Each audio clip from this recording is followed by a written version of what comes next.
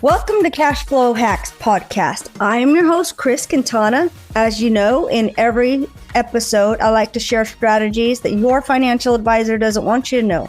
And why is that? Because the less you know, the more they make. And I want to help you flip that script. Today, I'm really excited to be introducing you to Peter Rizo. He is one of my colleagues and business partners. He actually is the managing partner and the owner of Checkbook IRA. And Peter has a whole list of things that he has done, and I am not going to get into everything. I'll mention a few things. Rizo was the director of operations for ARP Wave in Minnesota, Apple Valley, Minnesota. He's also been the senior vice president of Coldwell Banker Realty. I want to talk to people today about the Checkbook IRA. It's one of my favorite things that I'm able to offer to my clients. And when I found you, I was just thrilled because I personally had Self-Directed IRA, but it wasn't a Checkbook IRA. And I saw the troubles of that. And one of the reasons that a Self-Directed IRA in general is nice is to be able to give people control of their own retirement, basically. And if you wouldn't mind telling us a little bit about why Checkbook IRA? Why did you start Checkbook IRA? Or how'd you come to find Checkbook IRA? Okay, well, Chris, first of all, I want to congratulate you. I followed Cash Flow Hacks on Facebook before I knew it was you. Oh, yeah? And it was all of a sudden it popped up. I didn't realize that was, you were the leader of that one. And it had a lot of interesting stuff on there. Checkbook IRA, how it came about? Well, I mean, as you talked about, self-directed IRAs were pretty popular. They let you invest in a number of different things rather than just stocks and bonds like the normal IRA. But the one downfall, and our founder actually started, he was a real estate investor. And every time he wanted to invest in a piece of property, he would have to send the purchase agreement in to the custodian. The custodian would have to approve it. And then they would send it back to him. And sometimes that took 4 to 5, 2 weeks maybe. It just depended upon the flow of business. And if anybody who's ever invested in real estate, that taking time during an offering procedure can cost you money or actually lose the deal. Right. And so he got more and more frustrated with it. And was talking to a number of CPAs and his tax attorney. And they actually approached the IRS and says, well, what about if an LLC was owned by the IRA and managed by the person who owned the IRA? Would that be okay? And they said, well, yeah, as long as they follow the rules, of IRA investing. So that was kind of how Checkbook IRA was born. It was to solve a problem, and the problem was, the quickness, of being able to do a transaction. But what it also solved too was a myriad of fees that came along with the self-directed IRA, because every time a transaction would come in, there'd be a transaction fee. So they have a tendency to add up. And you're probably aware on different self-directed IRAs that you did, it was not the initial jumping into it, it's the fees along the way. So that came about over 20 years ago, and we've been in business 20 years as a company, and, went from a very outline type of service to now there are many companies offering this. Right. But I love that you guys are the ones that actually started it. And I had those same kind of issues when I got a self-directed IRA. I wanted to invest my IRA in real estate. I wanted to be able to invest in other things besides real estate. And I knew that I could do it. It was very difficult. Like you say, it's like I would bring something to the custodian and say, I want to invest in this. And they have to approve it before they would give me access to my money. That was very frustrating. And then the other thing was, with real estate, if there was a problem like a plumbing issue or anything that happened with the rental properties, it was really hard to get that money. I mean, it would take, and if it's a plumbing issue, you can't wait till you get the money from the IRA to be able to fix it. That's a great point. That's why I started looking for you for what your company offered, and discovered that, wow, I could actually take care of the real estate if I had a checkbook and I had access to my own cash. Well, the real estate's cash, the IRA's cash, if I could write a check. So, I mean, I kind of failed to explain. You did a much better job about bringing that out than I did. That the Checkbook IRA, the LLC is formed. It's owned by the IRA, and all the assets stay inside that LLC. So you can invest in a multitude of different things, whether it be cryptocurrency, real estate, notes, that sort of thing, without having to set up separate IRAs like you do with the self-directed IRA. You had a whole encyclopedia of different products to invest in. But also, too, you control the investment. Where, the self-directed IRA that you talked about, if you want to pay a bill, it's got to come from the IRA. It has a check be written by the custodian. Or if you're going to make an investment, the same sort of thing. This way, if you get a bill from a plumber, you can pay it today. Or if you see a great investment and they say you've got 1 hour to make a decision, you can make that decision. I guess you can call it a flexible IRA. There's all sorts of things you can call it, but that flexibility is really what makes it stand out. Have the opportunity to not have my money in the stock market. That was one of the things that I think is very enticing for a lot of our clients, is that, they don't have to keep their money in the stock market. We like to help our clients create financial freedom. And when I say financial freedom, what do I mean? I mean, we work because we want to, not because we have to. And if we take the traditional route of like the 401k, the stock market, we are going to have to put our money away for like 45 plus years, because when you ride that market, every time you lose money, you have to get double that back. Whatever you lose, if you lose 50%, you need to gain 100% back to be able to get that. And if we don't have those loss years, then, it makes for a less time of having to save for retirement. And I found that the Checkbook IRA, self-directed IRAs have been so helpful in being able to help people create that freedom, within 3 to 7 years. We've actually even had clients that we've been able to retire them basically within a year because they actually had enough to do it. They had no idea that they had enough to be able to do it. And your Checkbook IRA has been so helpful for many of our clients. We're glad to hear that. That's what we hope to. We also set up our solo 401ks the same way. We do both of them, as you're well aware, that with the solo 401ks, we give the person the checkbook control. So they have the freedom to do whatever they want with it, within the rules, put it that way. Yeah. All of the rules, got to follow the rules. But to me, it's kind of like finding the loophole, like this is what I say. Your traditional financial advisor is not going to tell you about a checkbook IRA. Actually, some of the new custodians, I don't know if you've noticed this, some of the new custodians are starting to offer self-directed IRAs. However, those self-directed IRAs are still in the stock market. You can pick your own stocks in the stock market, but it's still all in that roller coaster. Well, it is. It's in that stock market, or the ones that are offering self-directed real estate IRAs. Well, you don't really have the control over that real estate, or the Bitcoin IRAs. You don't have control over your keys. You get a certificate showing you what you own. And we all know where that leads. It's something that I think that's what's important, is control. It's being able to, touch, feel, and see what you've invested in. Right. But you know what? As amazing as these checkbook IRAs are, or these self-directed, self-managed IRAs are, what are the downfalls? I know there's got to be some downfalls. Can you touch on that a little? Sure.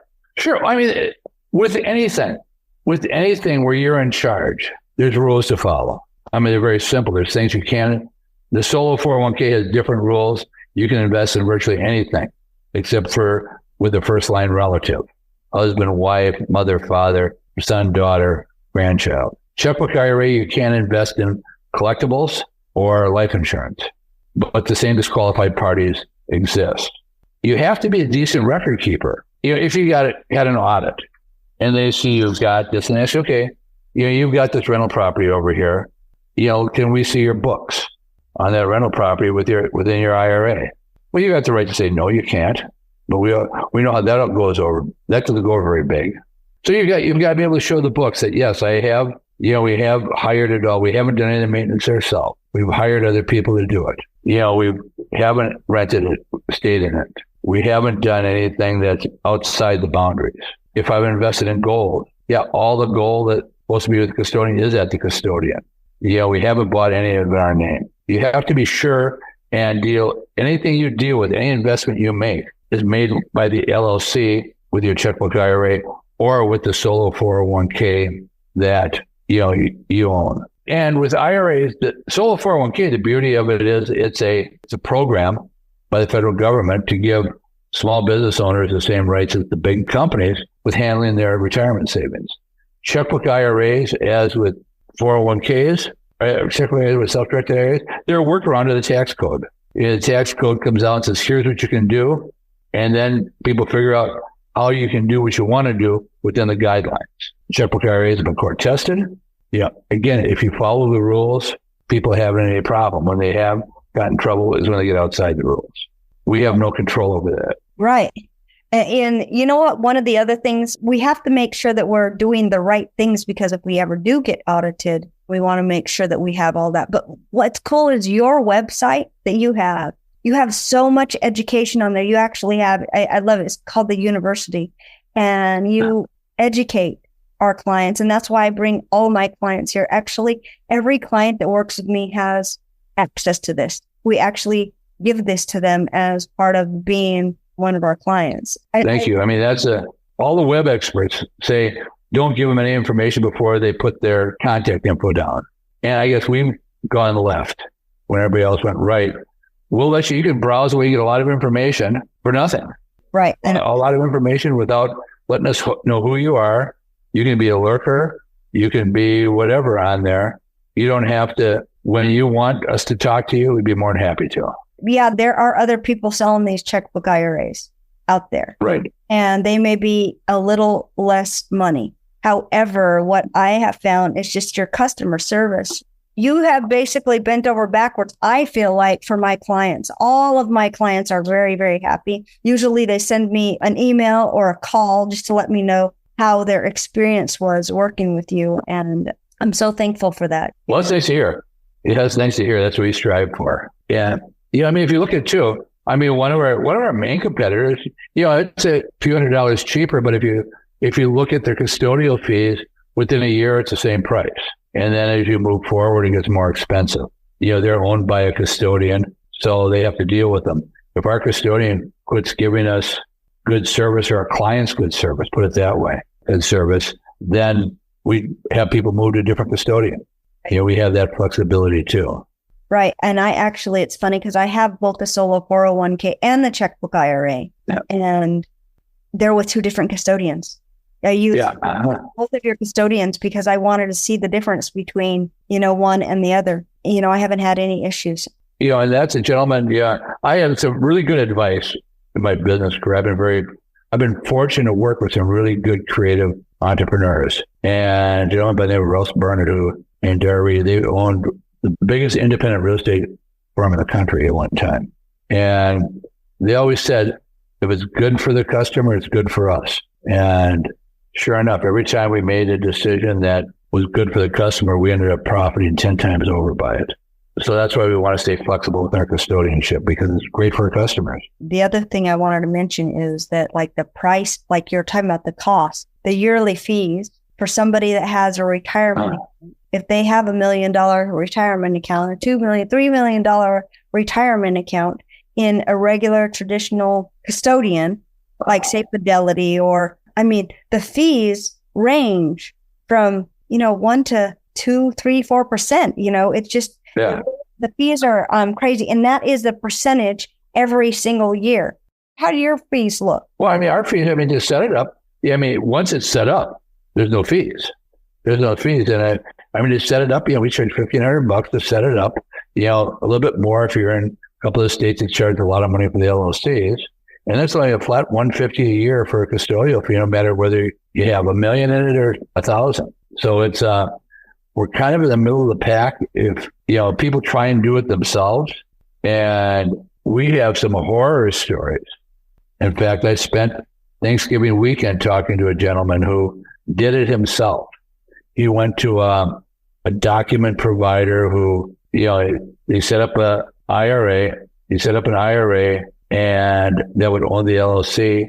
But the LLC set up, so he's basically got $700,000 of exposure right now. The IRS is saying, because he didn't set it up correctly and made it a full distribution, and because he wanted to save $1,000, and we have a very good, very, very good trust and real estate CPA attorney / combination company we work with, that they looked at it and there's no way to get him out of it. He basically took a disbursement of his whole IRA. So he cost himself a lot of money. So it is a good idea to use a professional in something that you don't know how to do. You need to have somebody help you. Yeah. And we're a little bit like the Home Depot of retirement services, because we help people as much as they want to help and get it set up. Once it's set up, then you're doing your own investing. As I've said before, we don't sell investment services. We don't pretend to. We're kind of the vehicle. Professionals like yourself who are much more adept at putting together good programs for people. We just give your people the keys to be able to do that. Right. And so, like I mentioned before, all of our clients, anybody that works with us, we have a program called the Financial Freedom Formula. And every single client of ours that's in that has one of your checkbook IRAs or solo 401ks. So thank you so much, Peter, for being of service to not only myself, but to our clients. Everything that I offer to my clients is something that I personally use. And if people want to find you or find your site, or I want them to go to your site, it's checkbookira.com.